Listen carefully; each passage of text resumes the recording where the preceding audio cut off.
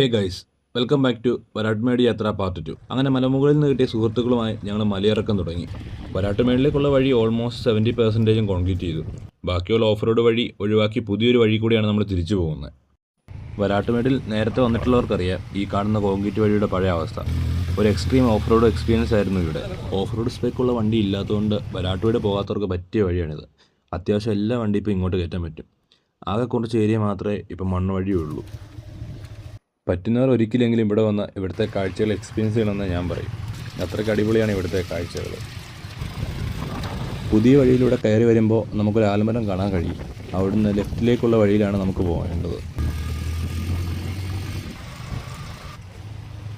ഈ കാണുന്നതാണ് പഴയ ഓഫ് റോഡ് റൂട്ട്. ഞങ്ങളിന്ന് പോയത് ഇതിന് നേരെ ഓപ്പോസിറ്റുള്ള ഈ വഴി കൂടിയാണ് കേട്ടോ. കുറച്ച് നേരത്തെ യാത്രയ്ക്ക് ശേഷം ഞങ്ങൾ പാലഴുകുംപാറ വ്യൂ പോയിന്റിലെത്തി. അവിടെ വണ്ടി വെച്ച് കുറേ ഫോട്ടോസും വീഡിയോസൊക്കെ എടുത്തു. വീഡിയോയിൽ കാണുമ്പോൾ എത്രത്തോളം ഇമ്പാക്റ്റ് നിങ്ങൾക്ക് ഉണ്ടാവുമെന്ന് എനിക്കറിയില്ല. പക്ഷേ നേരിട്ട് ഇവിടെ വന്ന് ഇവിടുത്തെ കാഴ്ചകൾ കാണുമ്പോൾ കിട്ടുന്നൊരു വൈബ് അതൊന്ന് വേറെ തന്നെയാണ്. അവിടുന്ന് കൂടിയ ഫ്രണ്ട്സുമായി നേരെ കുഴിമന്തിക്കടയിലേക്ക്. ആദ്യമായി കണ്ടുപിടിയ കുറേ കൂട്ടുകാരും കൂടെ കുഴിമന്തിയും. എത്ര കൂട്ടുകാരാന്ന് പറഞ്ഞാലും കുഴിമന്തി കഴിക്കാൻ പോകുമ്പോൾ ചെസ്റ്റ് പീസിന് തന്നെയാണ് പ്രയോറിറ്റി. അങ്ങനെ ഫുഡൊക്കെ കഴിച്ച് എല്ലാവരും അവരവരുടെ വഴിക്ക് പിരിഞ്ഞു. നല്ല കുറേ നിമിഷങ്ങൾ സമ്മാനിച്ച് അങ്ങനെ ഒരു ദിവസം കൂടെ കഴിഞ്ഞു. അപ്പോൾ അത്രയൊക്കെ ഉള്ളൂ. ശുഭദിനം.